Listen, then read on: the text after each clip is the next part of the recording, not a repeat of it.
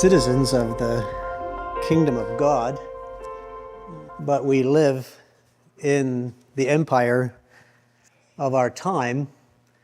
And because we were born into that empire, we have wealth, we have power, we have access to things that not everyone in the world has. And as we go out into the world, we recognize that where we were born into a place that is an exception to the way most people in the world live and the life experience of most people in the world. We come face to face with poverty. Perhaps one of the biggest challenges in missions is how do we deal with that?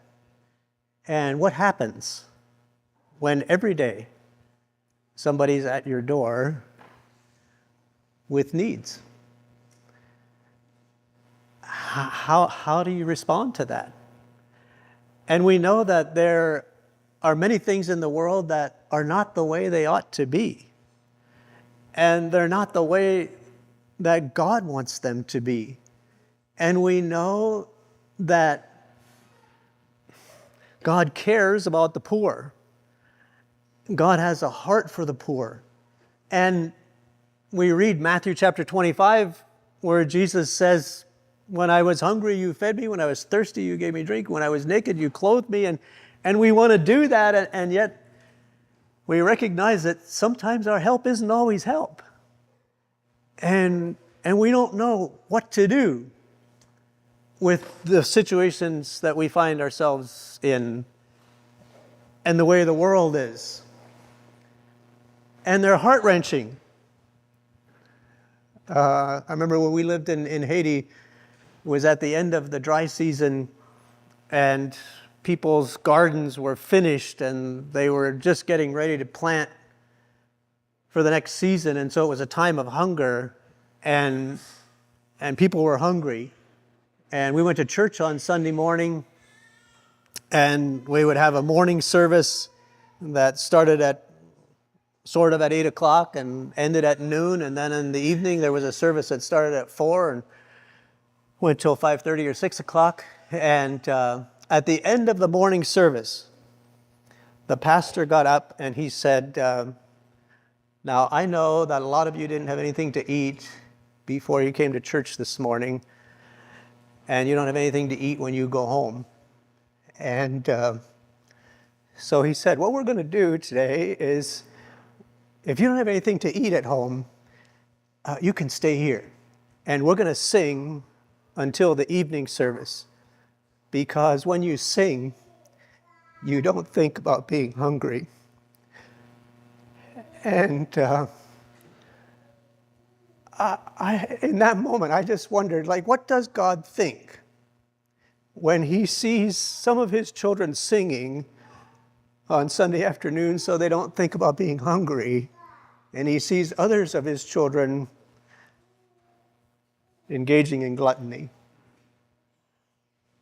I've been in the stone quarries in India where people have entered into bond slavery. They took a loan from a quarry owner because of an illness of their child or something, and they wind up with a loan that they can't repay, and the interest rates are high, and they live on the property of the quarry owner, and they have to pay rent for the little space for their tarp shelter, and they work in the quarry, and they're never going to get out of it because they can never repay the loan. And their children are going to wind up working in the quarry to try and repay the loan of the parents. I knew one couple there that his job was to set the dynamite, and so he would set the dynamite in the holes they drilled in the rocks, and then he didn't have a detonator, so he'd have to light all the fuses and then run for his life. And one day, as he was running for his life, he fell and injured himself. He wasn't able to work in the quarry anymore, and so his wife needed to work in the quarry because of his loan. you know of so many things in the world that are not how they ought to be. But how does change come? What are effective ways? How can we truly help the poor? We've tried a lot of things. Many of them haven't worked all that well. And maybe you just become exhausted with trying to help the poor, and you've given up, and you're kind of like, well, I don't know. I'm sorry, but I'm out of ideas. We want to talk about, I believe that the solution to poverty is community.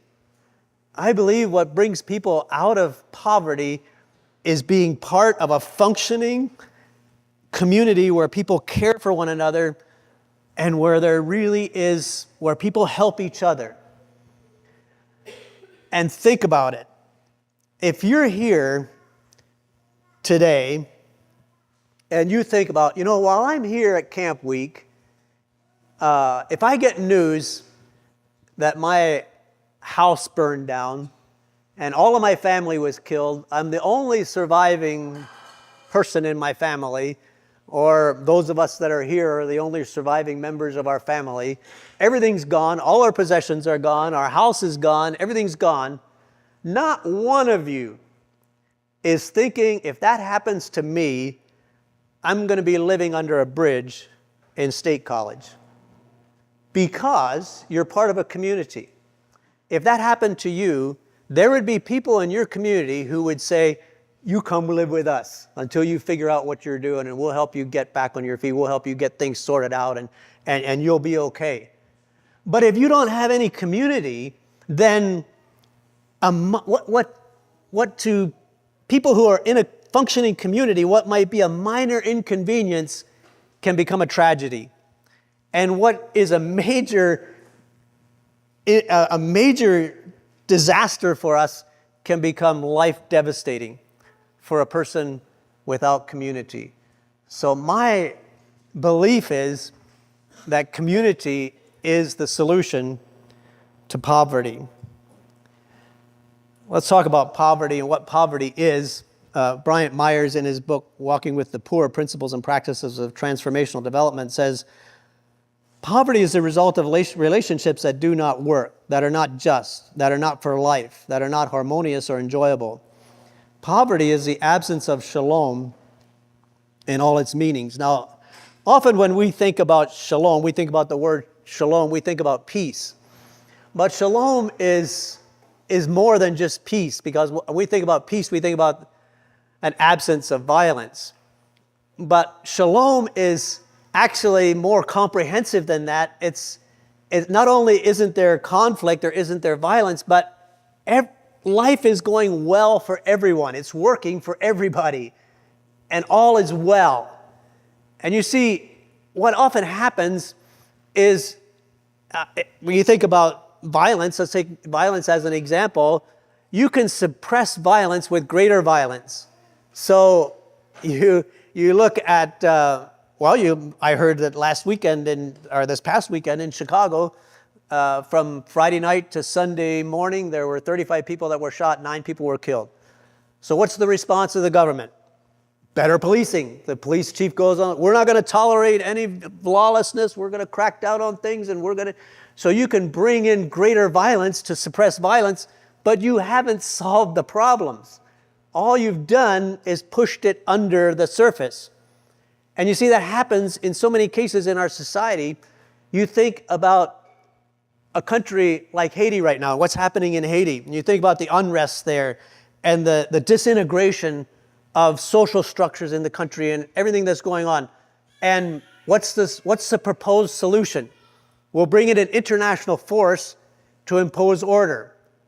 An international force can come into Haiti and impose order, and they may be able to suppress the violence, they may be able to gain domination over the gangs, but they haven't solved any of the underlying problems, and so it's only a matter of time until those problems will re-emerge, and you have a repetition. So you have a cycle of the same thing going on and on. Shalom is different from that, in where shalom at the grass level things are resolved and everyone is saying, my life is good. It's working for me. This works for me. And so poverty is the absence of shalom in all of its meanings. It's just a breakdown in relationships. In the West, we often think of poverty as a lack of material goods. People don't have money. They don't have possessions. And so we measure poverty by what people have. But poverty is not simply a lack of material things. In 2017, Richard Easterlin did a report on growth and happiness in China from 1990 to 2015. And he talks about how the per capita income multiplied over 5 times. In 2012, every household on average had a color TV, air conditioning, a washing machine, a refrigerator, and an automobile. Or 9 in 10 had a personal computer, 1 in 5 had an automobile. And so there's this tremendous burst of economic development, but self-reported well-being in 2017 was less than in 1990. In the United States, we've experienced tremendous economic growth since World War II. You think about how life in North America has changed from World War II. The average house size has grown phenomenally. The amount of wealth that we have, the amount of prosperity that we have in North America has multiplied from 70 or 80 years ago. And yet there's more depression and more anxiety, and people are less happy now than they were before.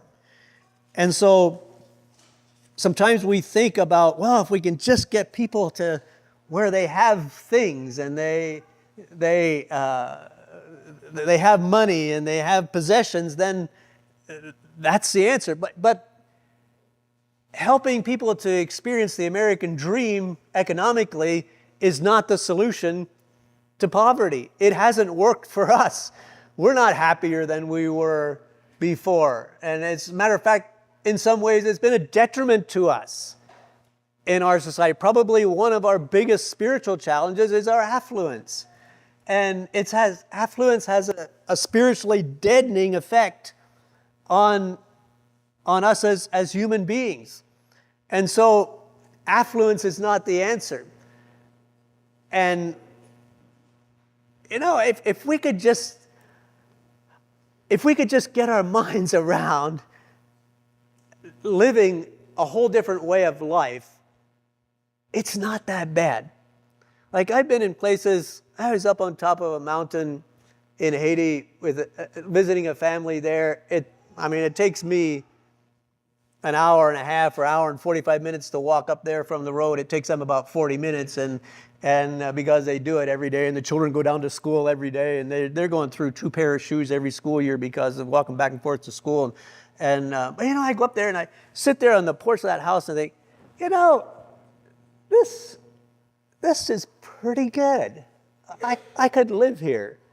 Like, if I wasn't worried about, a lot of things that we as Americans worry about, it wouldn't be that bad. If I just could, if I didn't have to go anywhere, if I had food for my family just to live there, it would be pretty nice. And so changing, just say, well, you need a road, you need to be able to drive up here. No, you don't. Maybe it's just fine the way it is. Maybe it doesn't need more development. But we fall into that trap of thinking that the answer to poverty is more money, more possessions. If the solution to poverty would be a simple transfer of wealth from the rich to the poor, governments and aid agencies would have solved poverty decades ago, because they've been doing that in big ways for a long time. But it's not working. It doesn't work. That's not the answer.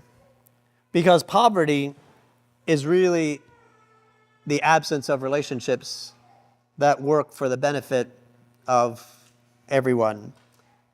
We talk about relationships. The Chalmers Center for Economic Development in Lookout Mountain, Georgia, Brian Fickard proposes these 4 primary relationships. One is a relationship with God, which is first and foremost, is getting into a right relationship with God. A number of years ago, Edith and I were at a conference in Canada, and in Canada you have the First Nations, you have each community. There's 600 and some First Nations across Canada. They each have their chief, and then they have regional chiefs, and then there's a national chief that's elected by the chiefs of all the communities across the country. We were at this conference with the national chief, and he was talking about things that have happened in the First Nations communities in Canada, and he talked about how a couple of generations ago, they were hunting and fishing. The men were providing for their families. They were building log cabins. The men were very important because they were the providers for their families.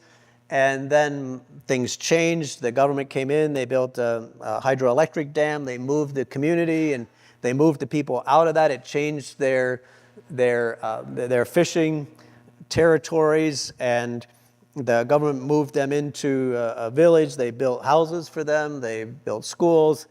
They put them on welfare.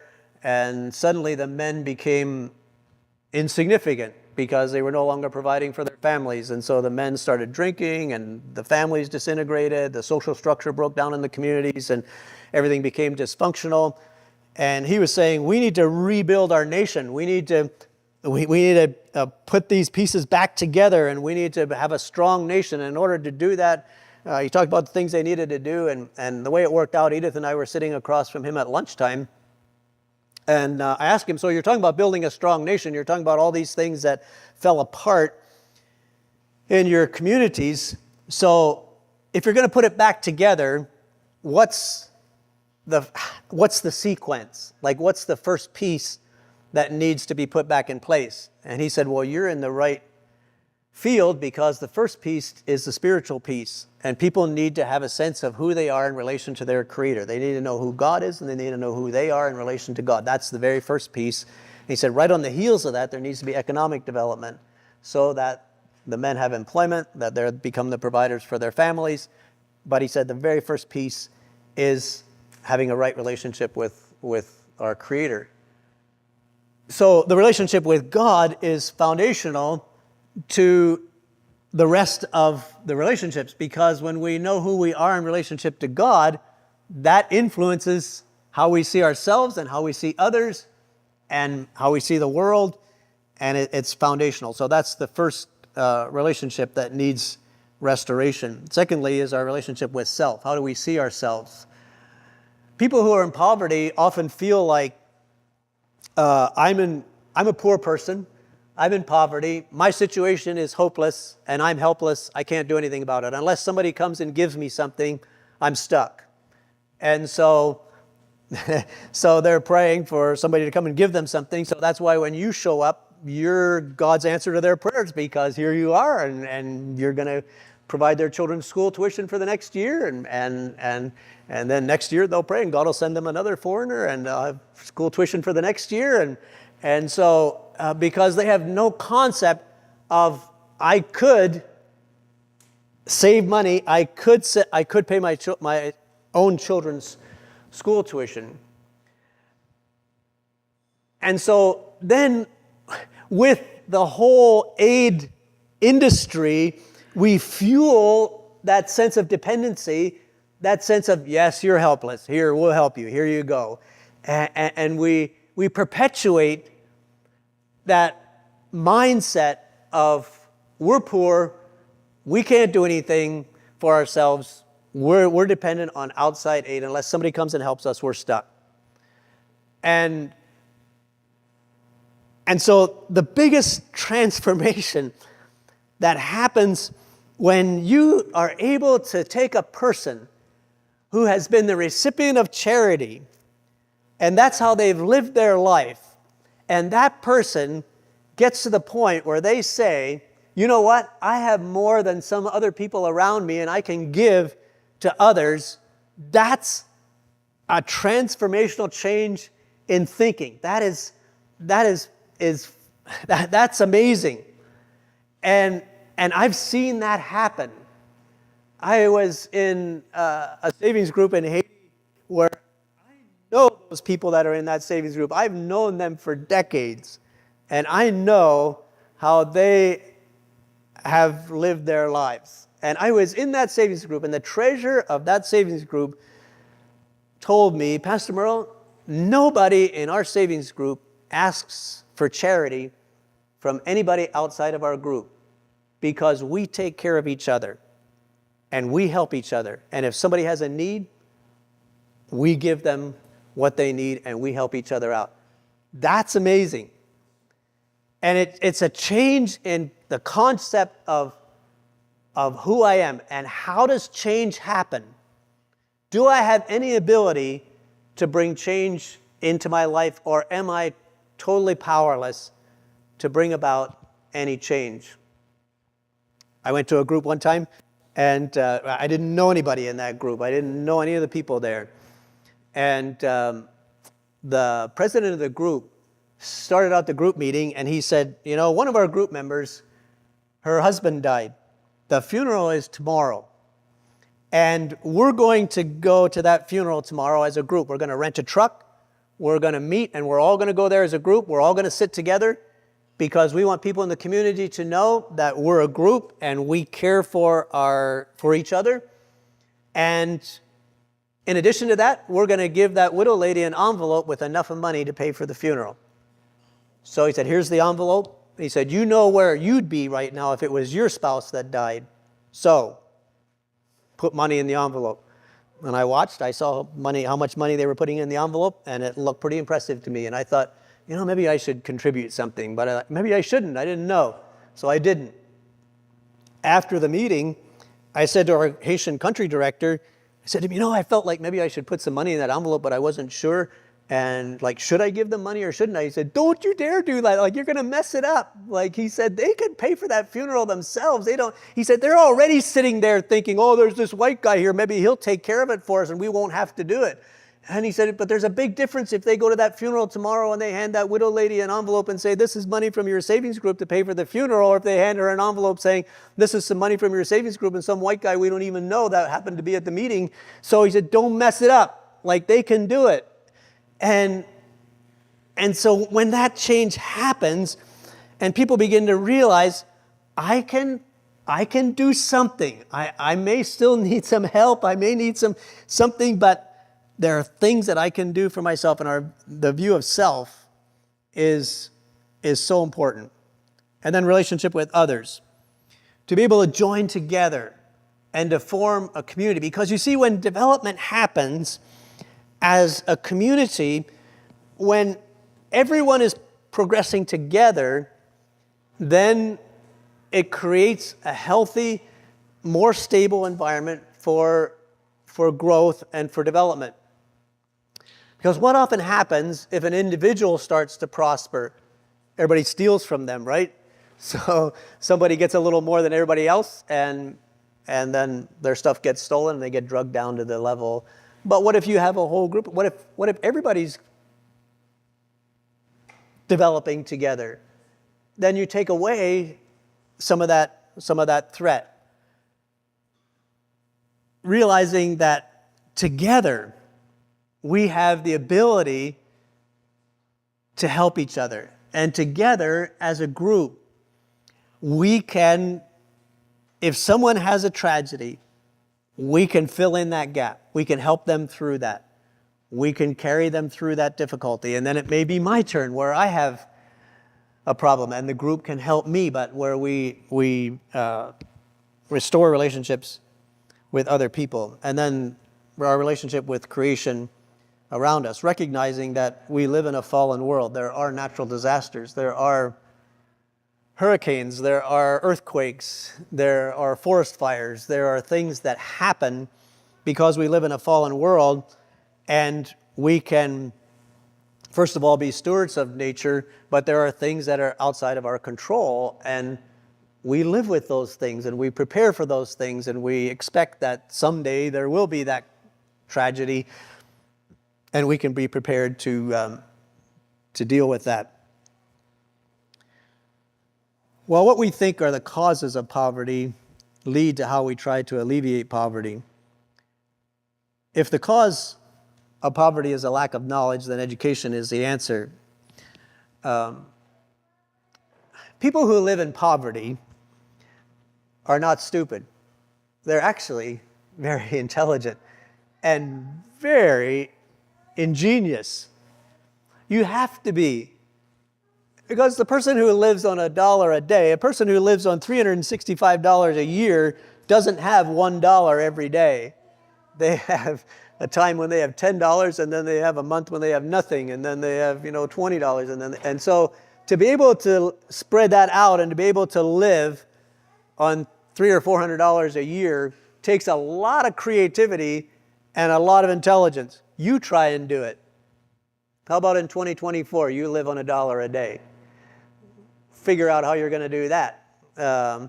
So people who live in poverty with a little bit of information, they do amazing things because they have that ingenuity and the ability to be creative. If oppression is the cause, then social justice is the answer. There are times when we have to advocate for those who are experiencing oppression by powerful people. There are times we need to stand up and say, that's wrong. That's not right.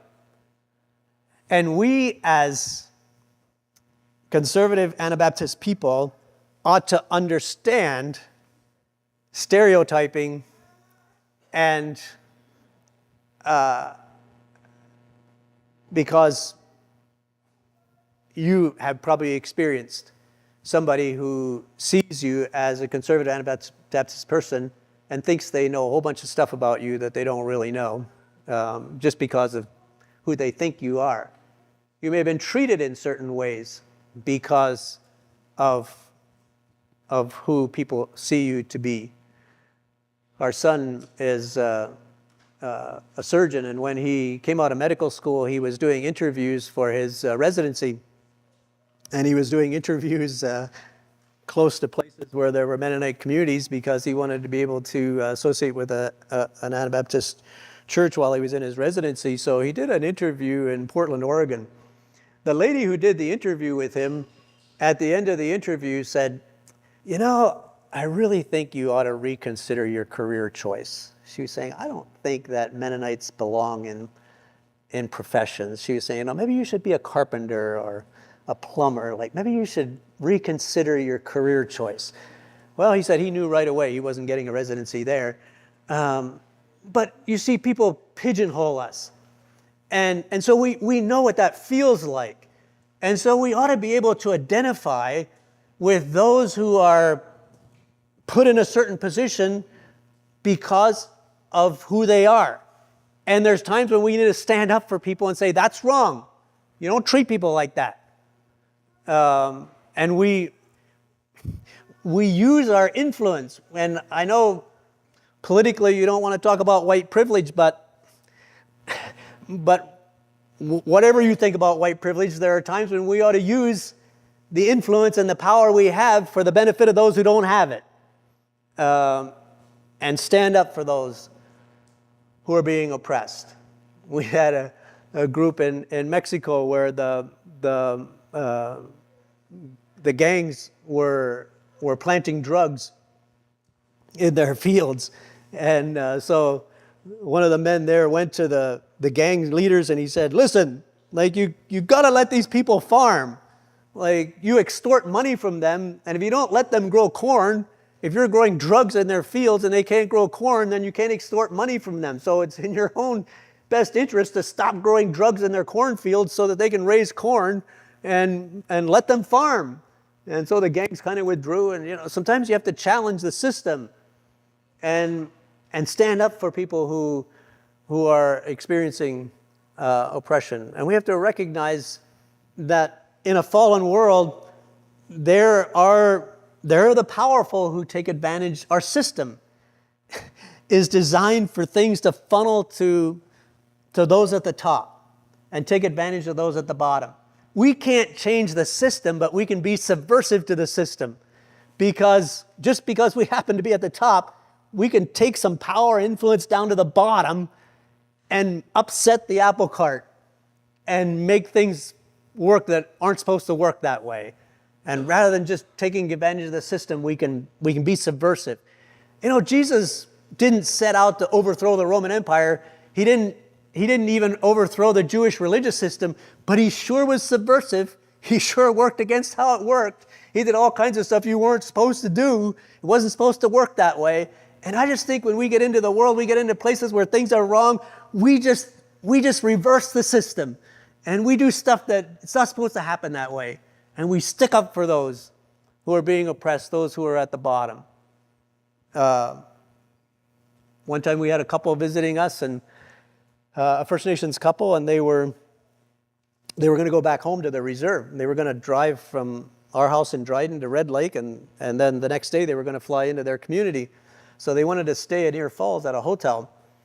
So the wife called the hotel and tried to book a room for them so that they could stay there overnight, and then the next day drive to Red Lake and fly home. And the lady at the hotel said they're full. Well, this lady got off the phone and she said, that hotel's not full.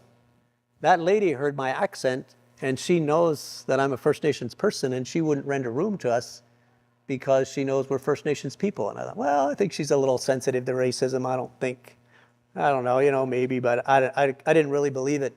And I think she could tell that I didn't believe it. So she said, if your wife would call, she'd get a room. So I said, all right, let's try it.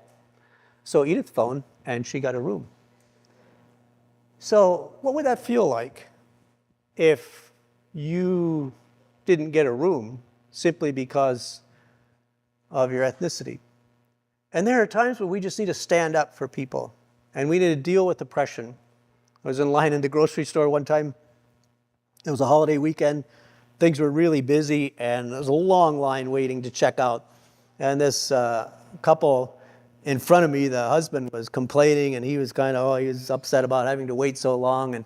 And he was saying, it's the reason we have to wait so long in line here is because of the First Nations people, like they're this, and they don't pay taxes, and then, they get out their status card when they get up there, and so they get exempt from the taxes, and it takes so long. And he was going on and on about First Nations people and all this stuff about First Nations people. And the interesting thing to me was there were no First Nations people in line.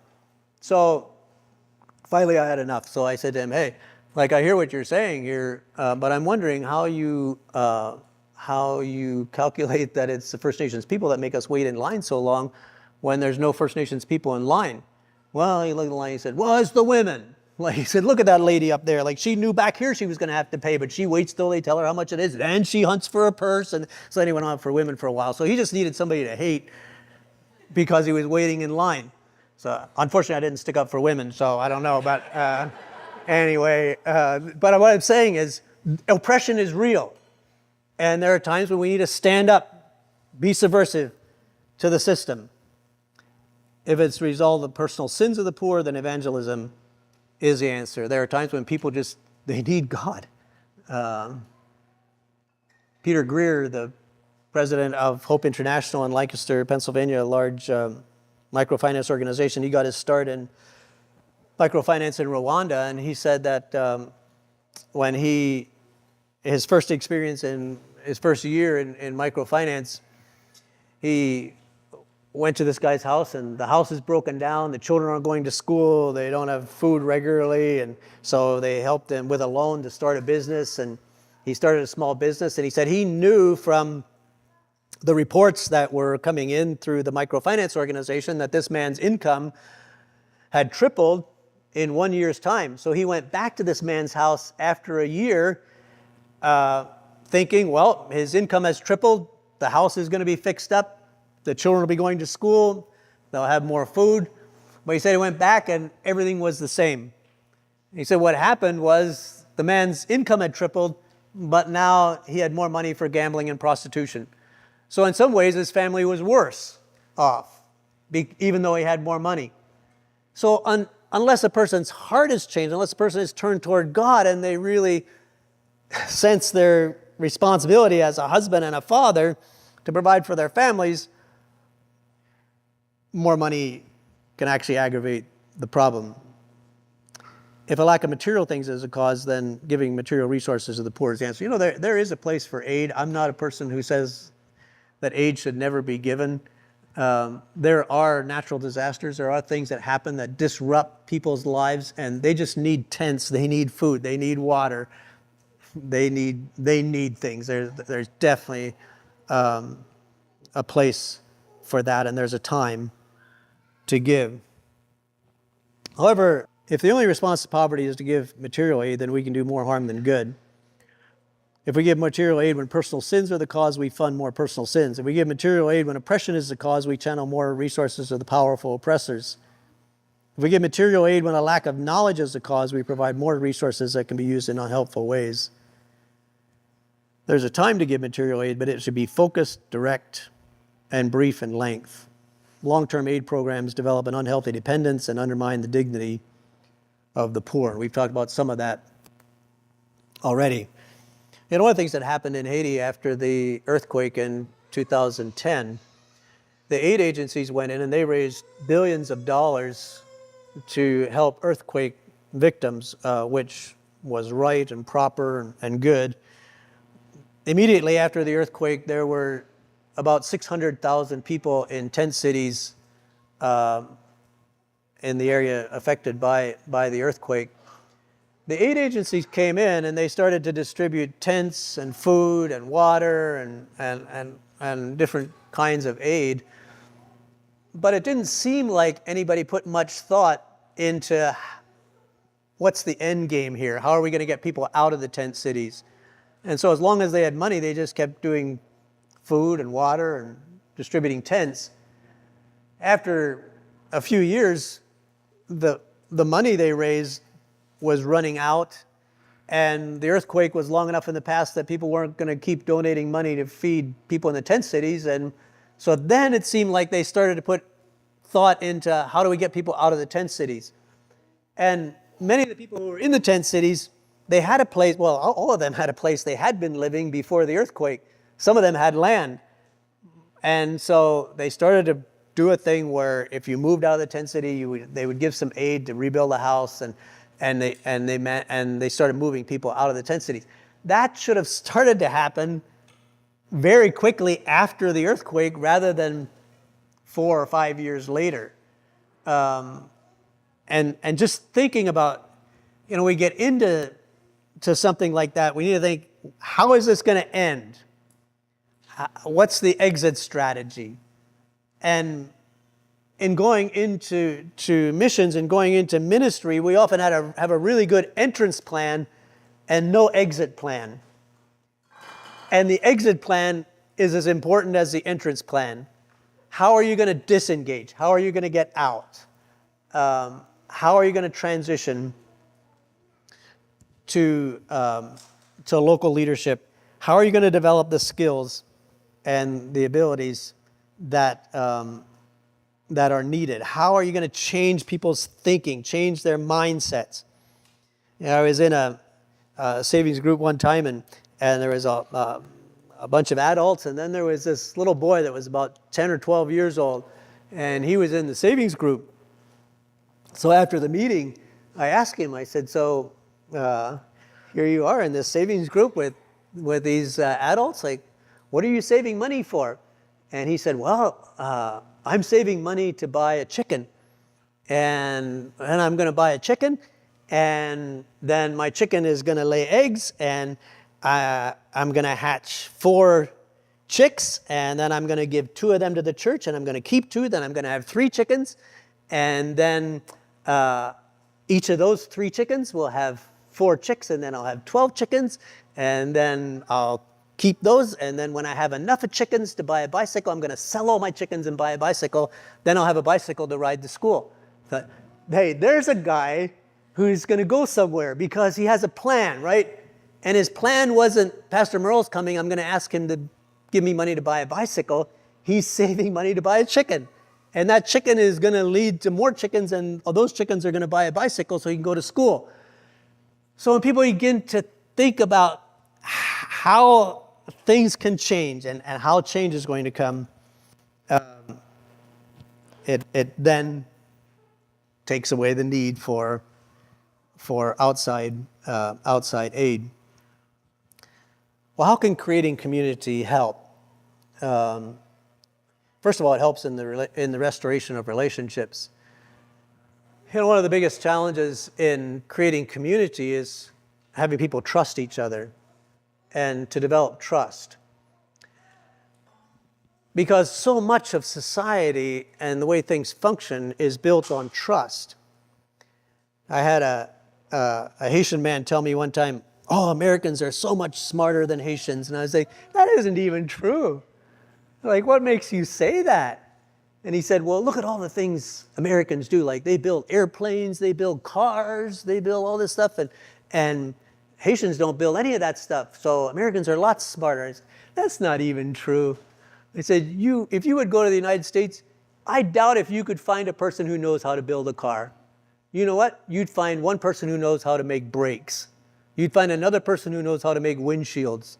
You'd find another person who knows how to make steering wheels. But everybody combines their knowledge, and the pieces come together, and the car gets put together. But there are very few people who could go out to their shop and build a car and do everything without buying something from somebody. It just, it's not going to happen. But it's built on trust. It's built on cooperation of people working together. And part of the problems in a dysfunctional society is people don't trust each other. And so then you can only do things that one person can do by themselves. Because you can't have a cooperative effort, because as soon as you get 3 or 4 people working together on a project, everybody's thinking somebody's going to take off with the money and I better do it before somebody else does, or I'm going to get ripped off, and then there's no progress. So restoration of relationships, building trust, helps people then to be able to accomplish the more significant things that need to happen for a community to be developed and a community to function. One of the things that happens with savings groups, we have savings groups, like the ideal savings group is probably somewhere between about 12 and 20 people. But so much of it is based on trust and having a treasurer that everybody trusts. So we have savings groups that have 100 people, and they won't divide because there's only one person out of those 100 that they trust to be the treasurer and hold the money. And so their savings group takes forever. People come with books to read because if I have 100 people saving and it takes a minute for everybody to save, that's almost 2 hours, right? Just for people to save money. And it takes all afternoon to have a savings group meeting.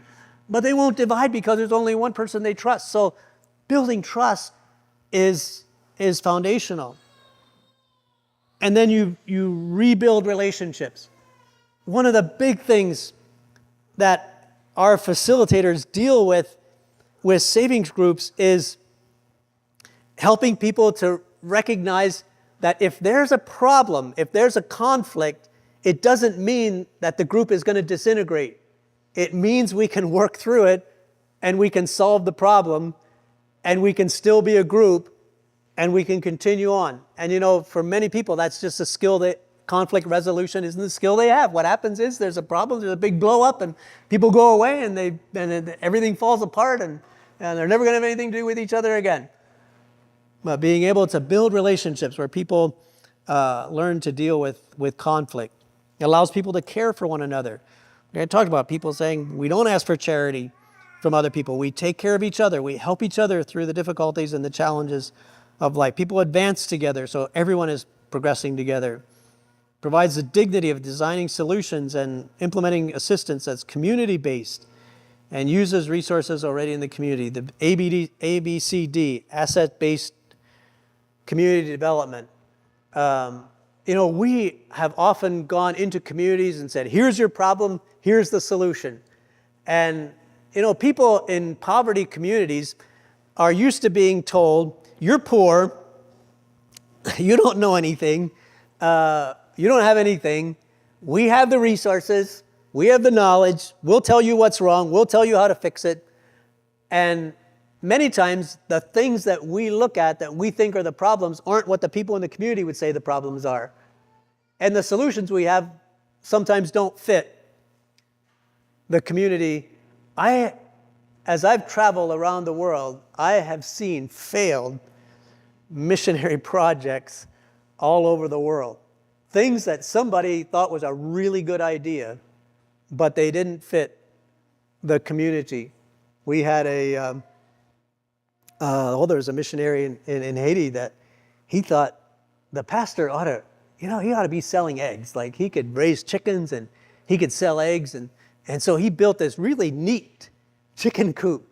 It was up on stilts and it had these wire cages and there were little PVC pipes cut in half for water troughs and feeding troughs. And so he built this whole thing, welded it all together and gave it to the pastor and got chickens and feed and well, it didn't work. And the missionary would come around and, there's no water for the chicken. You got to give the chickens water. Like you can't have, these chickens need water. Okay, and then they'd hustle around, they give them some water. And then the chickens weren't laying eggs and the whole project wasn't working because they weren't laying very many eggs. And the missionary was like, well, it's because you're not giving them water and you're not giving them food. And, you need to really take care of these chickens.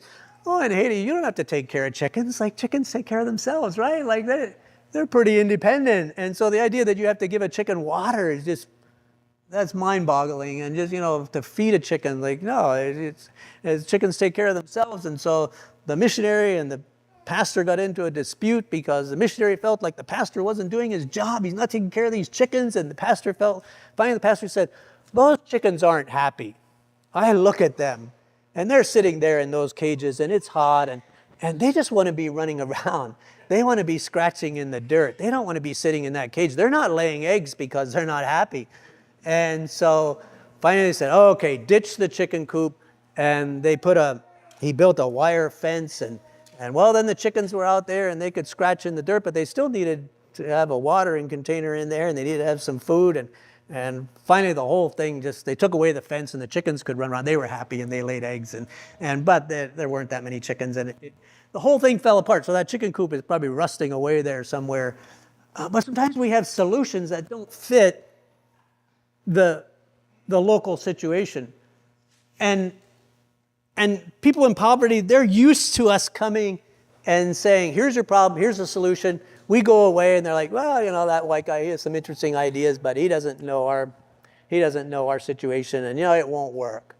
And I just suggest to you that it's to do asset-based community development where you come into the community and rather than looking at what's wrong here, to look at what's working.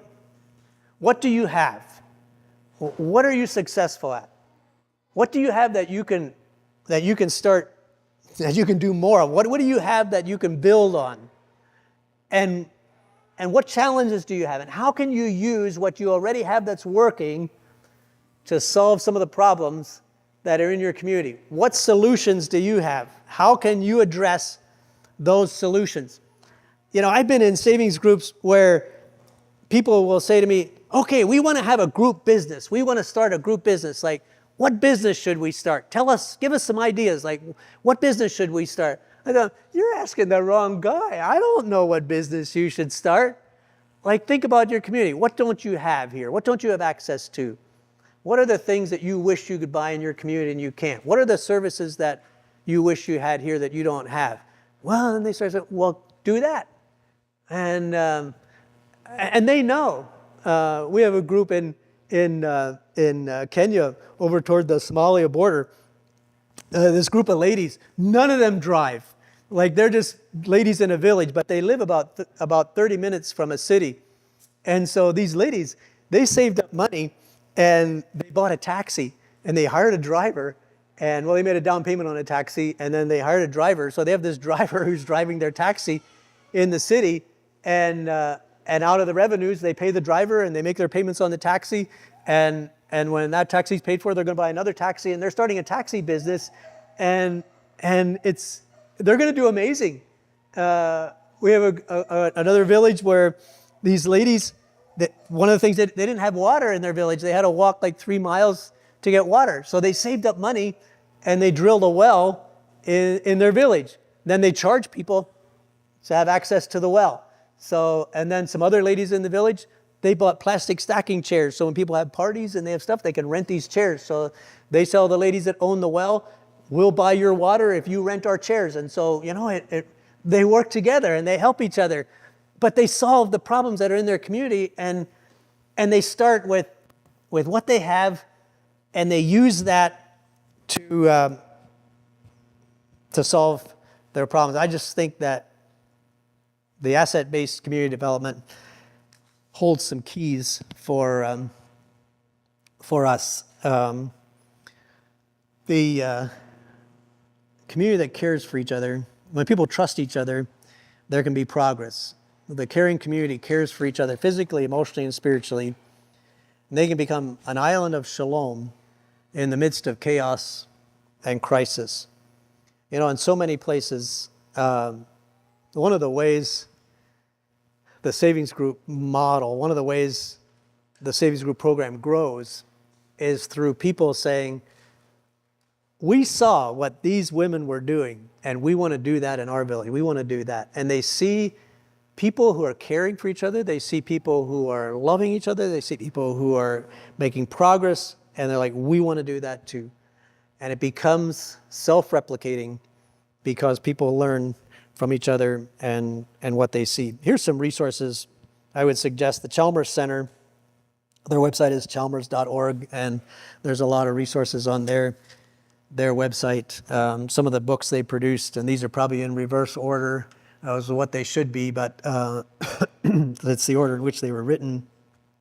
When Helping Hurts, which I'm sure you're familiar with, and then From Dependency to Dignity, talks about helping people out of poverty. The Becoming Whole book really should have been written first because it's the theological premise for From Dependency to Dignity and When Helping Hurts. And so I really encourage you, if you don't read any of the others, read Becoming Whole, because it really lays the theological and philosophical premise for When Helping Hurts and From Dependency to Dignity.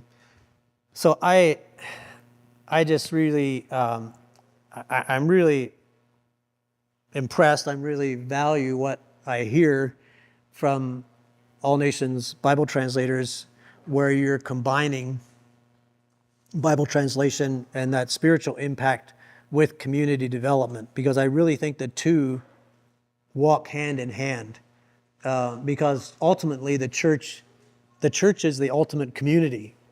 And when we develop community, it ought to be, the church becomes the ultimate community, and community development revolves around the church.